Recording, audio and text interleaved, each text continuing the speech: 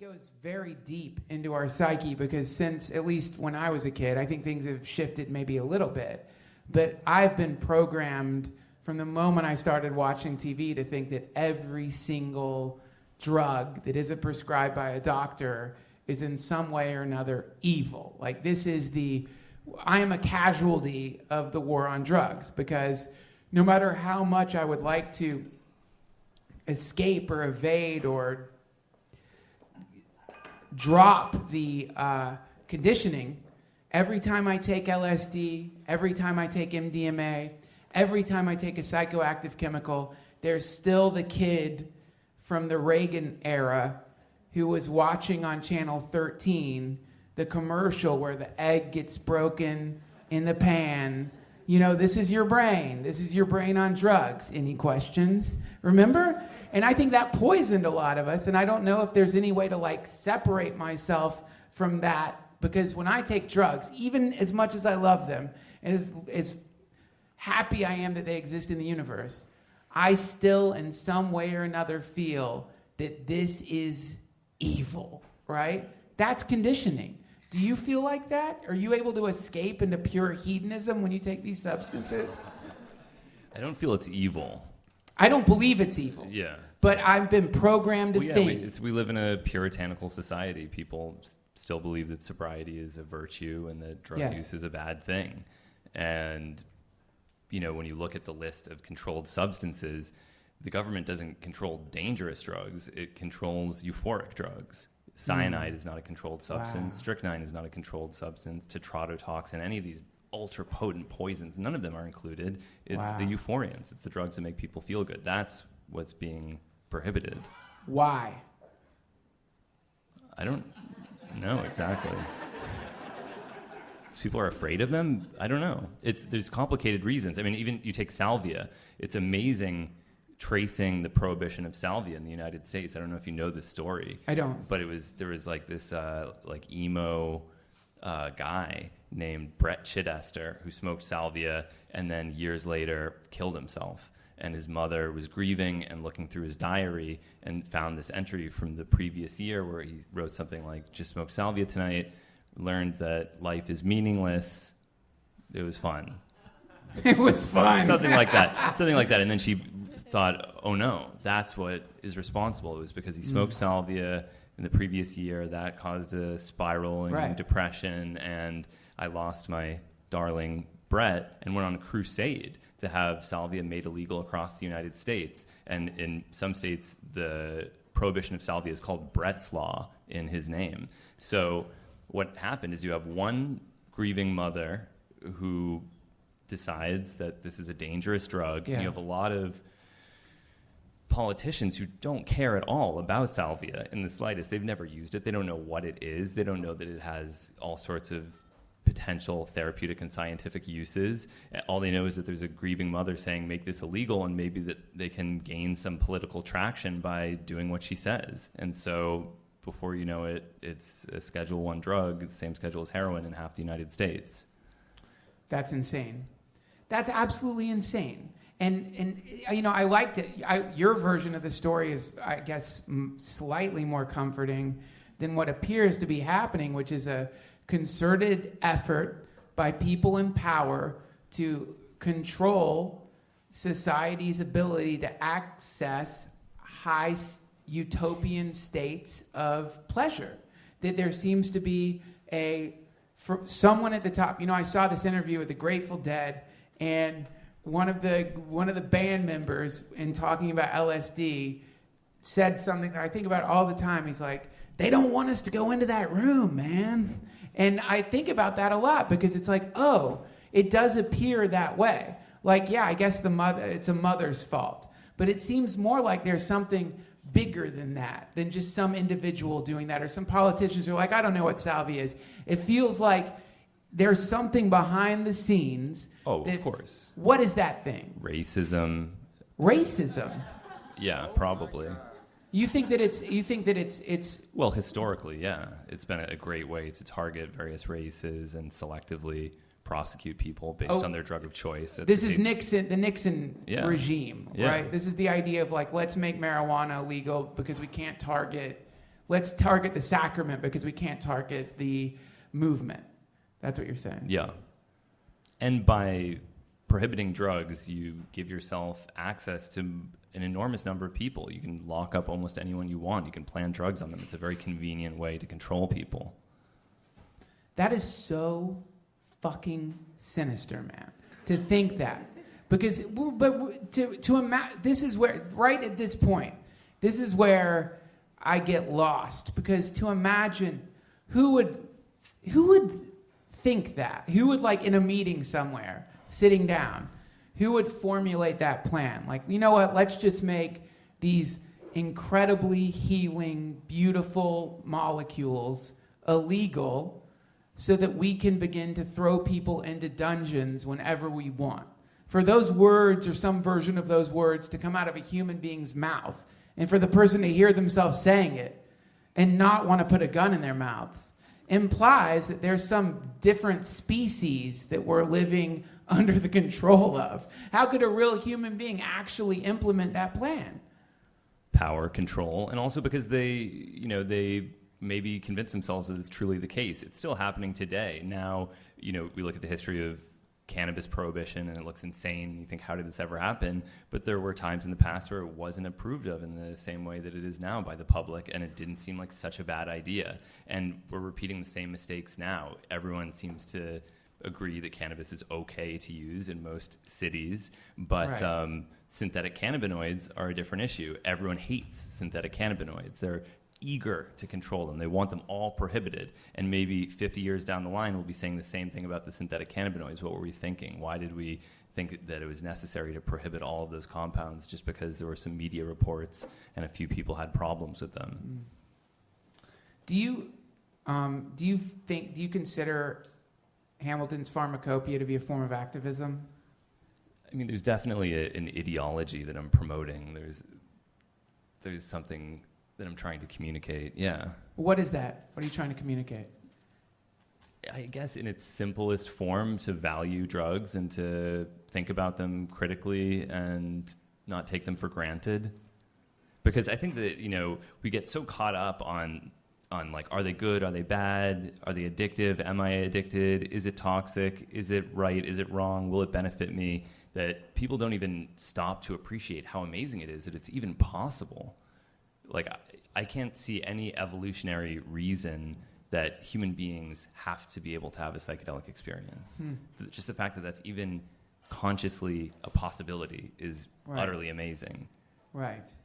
Yeah, you're right. I mean, this is actually, like, for example, when Wiley's talking about the dolphin telepathy, and in other moments, as I've been watching, I get the feeling that you're something of a skeptic. Like, you clearly connect with the potency of what these psychoactive chemicals can do for a person.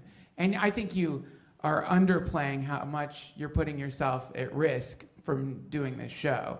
You say that you're not in danger at all, but I wonder if you're just telling yourself that because you don't want to acknowledge the danger that you're putting yourself in. For example, right now, politically, we're witnessing how fragile the political system is and how things can change so quickly that a person with a show like this could be breaking laws that haven't been put into place yet. You're putting yourself, I kind of hate it when people say this to me. They're like, you're on a list, right, man? You're on a list. But Hamilton.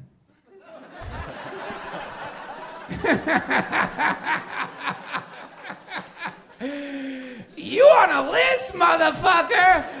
You are on every list. You're on every list. You're on every list. And I'm sorry to laugh about it. I've got a quote here from, let me find it, from one of your friends. I hope I wrote it down. I'm sorry, I can't remember his name. He's the LSD chemist that you're friends with. Casey Hardison. Yes. And in this beautiful quote, you were at Burning Man this year, and in this beautiful interview with him, and he seems just like an incredible human being, he said, most people who take psychedelics don't think of the chemist who risked their liberty to produce them. And I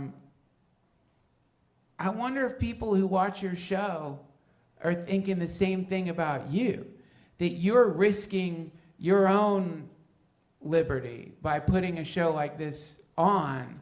Do you feel like that, man? You really are putting your ass on the line here, man. Maybe. I mean, sometimes someone will contact me and say, oh, you're just trying to get high. This is just about getting high. And when people say something like that, I can assure everyone that this is the absolute worst way to get high.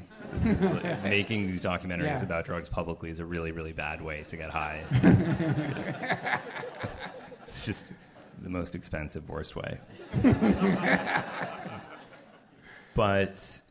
And I am probably putting myself in some degree of danger, but the people that I really believe are putting themselves at risk are the chemists. They're the people that appear on the show.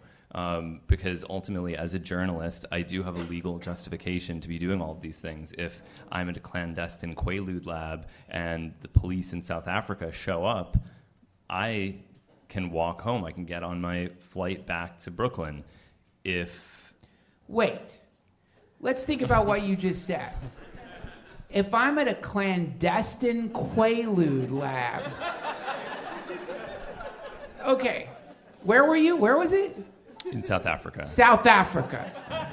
So, the South African police go rolling into a clandestine Quaalude lab, and they see this guy who's like, no, I'm a journalist. They're like, sit down, bitch! You're going to jail. Maybe not. I don't know. I mean, luckily it didn't happen. I think I would go to jail, but I think I would get out quickly. Because ultimately it's not illegal to be a journalist and witness something that is illegal.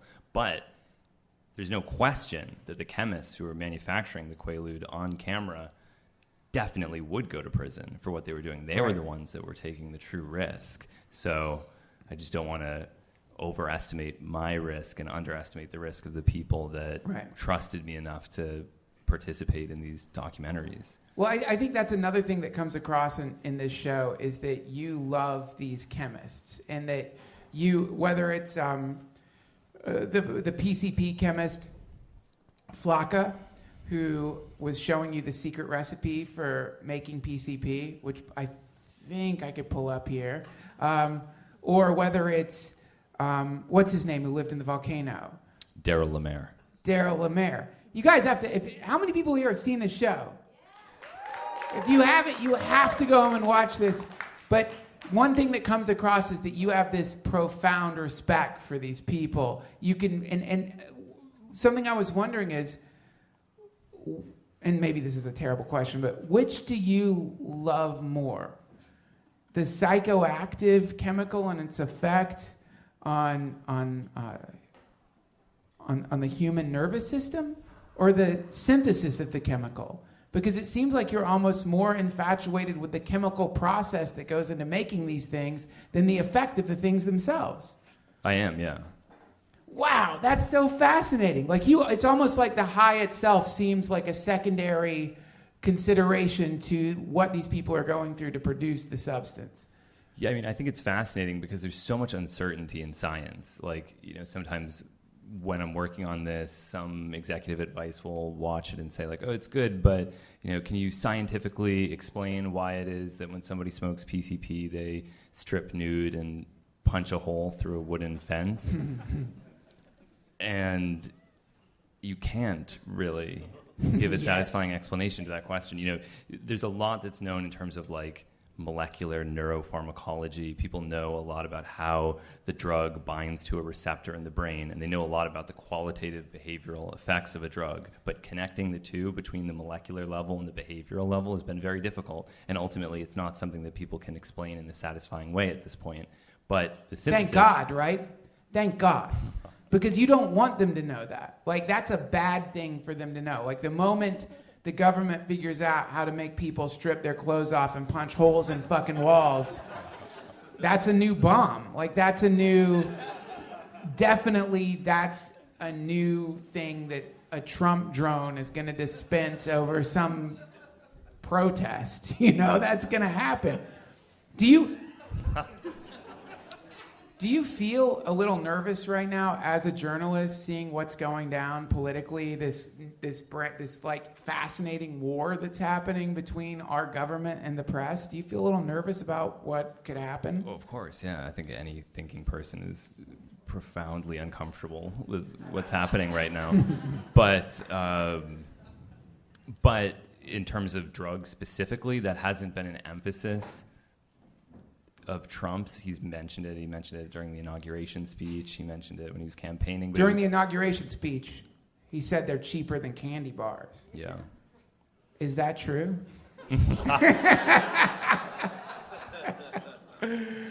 But you got to be when I see what's going down, I'll tell you, and I don't mean to keep ringing the paranoia bell here, man. Yeah, but you're one of the things. Paranoid. What's that? Yeah, it's making me paranoid even. Listen, I'm sorry. I'll pull you out of it in a second. Okay. Because we're all gonna die. It doesn't matter, man.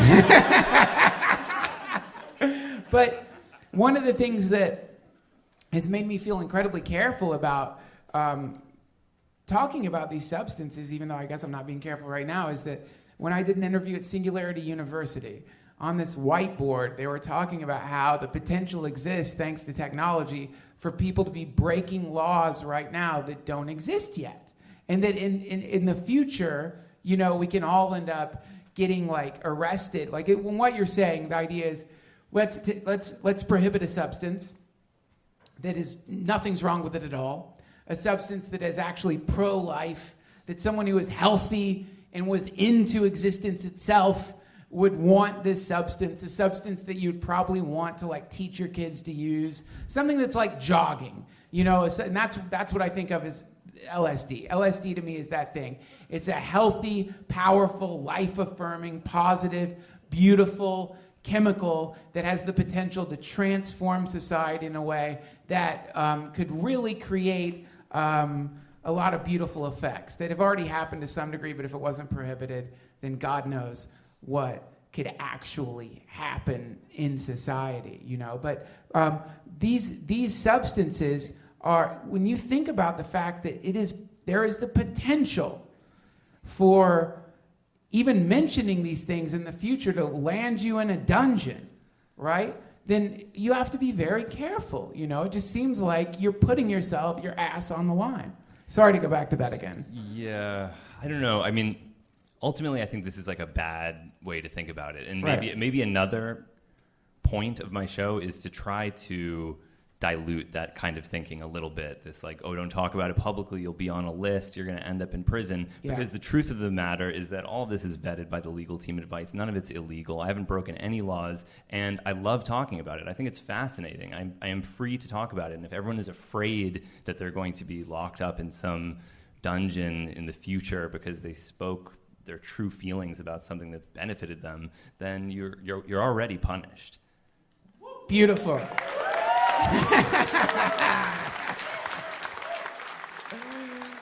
Oh, God. Run for president.